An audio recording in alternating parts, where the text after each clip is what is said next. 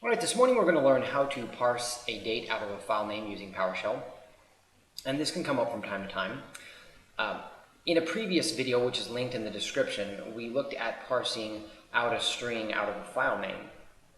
Parsing a file name out of a string.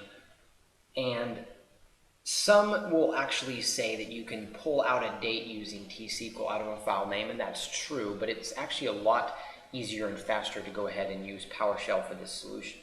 So we are going to create a contrived file name here, and if you'll give me 1 second, we'll just create something that doesn't exist. We'll say files, and we'll do file 2014-01-01, which will note the date, and we'll say text file.txt. Okay, and so this file doesn't exist.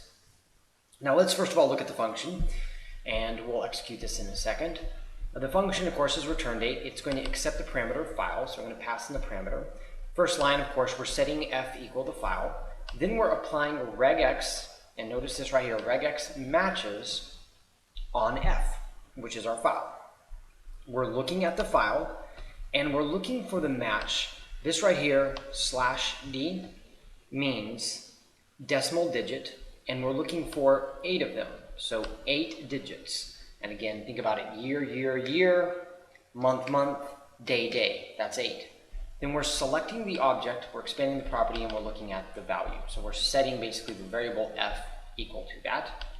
Then we're establishing SQL date, because we're going with a SQL date format, which is a substring of f, starting at 0, 4, right? And think about that when you've done probably substring in T-SQL. Actually, we've done substring in T-SQL.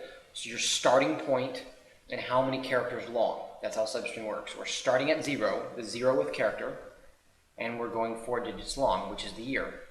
So 0, 1, 2, 3 is the year. For the month, it's starting at 4, 2 digits.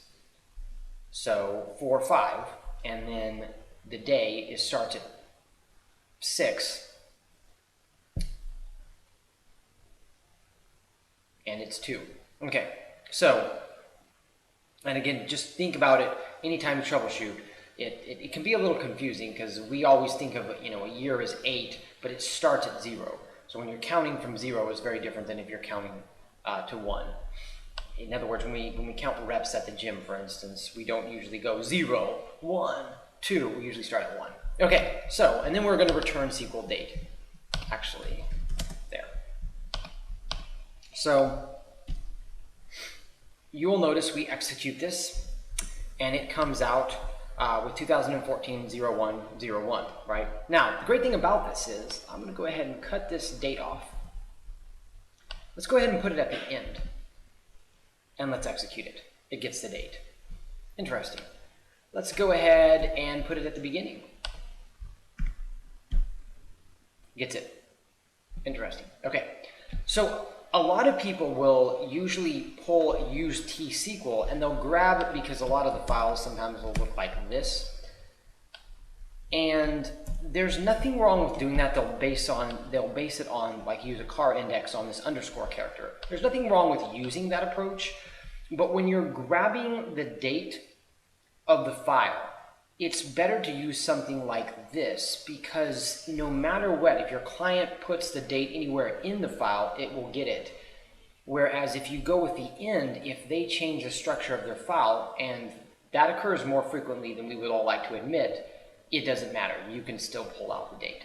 So let's cover a couple of pieces of information here. First of all, if there are multiple digits on this, you may want a date and time instead, if it's a date and time. If they decide to throw a bunch of digits throughout this file that have no correlation with a date, you will have to build regex to where it will actually handle those exceptions. Generally speaking, there is a format that every company uses if there's going to be a date in the file.